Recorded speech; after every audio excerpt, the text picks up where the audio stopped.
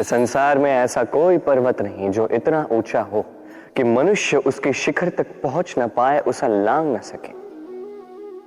इस संसार में ऐसा कोई सागर नहीं जो इतना गहरा हो कि मनुष्य उसके तले को छूकर पुनः लौट कर आ न सके। एक छोटी सी बूंद पर्वत के शिखर पर पिघल कर बहने लगती है और देखते ही देखते वो महानदी गंगा में परिवर्तित हो जाती है।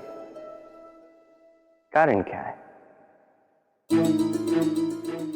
कारण है प्रयास, प्रारब्ध नहीं। ये प्रयास ही निश्चित करते हैं आपका प्रारब्ध क्या होगा। ये सारा खेल प्रयास और प्रारब्ध का ही है। आपके जैसे प्रयास होंगे वैसा प्रारब्ध आपका होगा। और यदि आपके ये प्रयास ऊंचे हो तो प्रारब्ध को तो आपके समक्ष झुकना ही है। क्यों?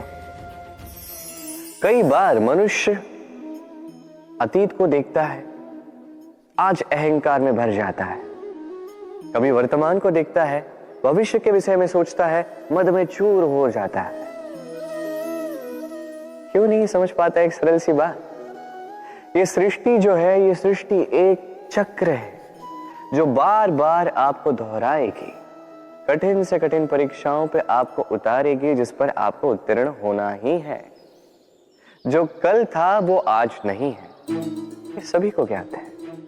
जो आज है वो कदाचित कल नहीं होगा, ये भी आपको मानना होगा। एक मुस्कुराहट के साथ आपको शांत रहना है और कभी भी इस मन में अहंकार उत्पन्न होने नहीं देना है।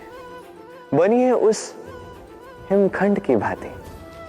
कदाचित वो इसलिए इतना ठंडा रहता है क्योंकि उसे ज्ञात है वो कल जल के रूप में था, आज बर्फ के रूप में तो है, किंतु कल पुनः वो जल के रूप में ही जाएगा। स्वयं को शांत रखें। कदाचित आज आप सफलता के शिखर पे हो, कदाचित ना। आपको हर एक दिन अवश्य देखना है।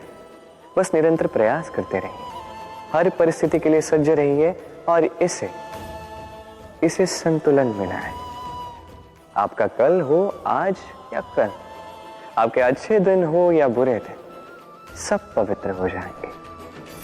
संसार में कई बार ऐसा होता है, हम बड़ी समस्या में होते हैं, विपदा में होते हैं, और वो लोग जो हमारे समीप होते हैं, हमारे अपने होते हैं, वो हमारा त्याग कर चले जाते हैं। हम ऐसे में दुखी हो जाते हैं, निराश हो जाते हैं, फिर स्वयं चलकर उस समस्या से बाहर आते ही हैं। अब परिस्थिति चाहे जो भी हो, वो लोग जिन्होंने ऐसे समय पे आपका त्याग किया, उनसे क्रोधित होना, उनसे रुष्ट होना, ये अनुचित है। मैं तो कहता हूं कृतज्ञ रहिए।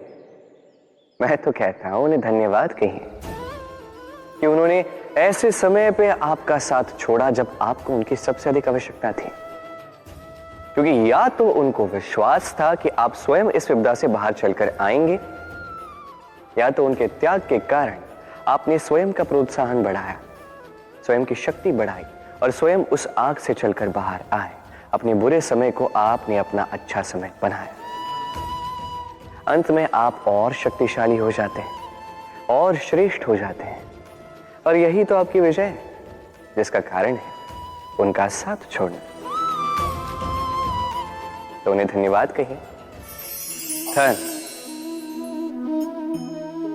धन किसी के लिए मोह है तो किसी के लिए मान, किसी के लिए भाग्य है तो किसी के लिए कर्मों की इच्छा है।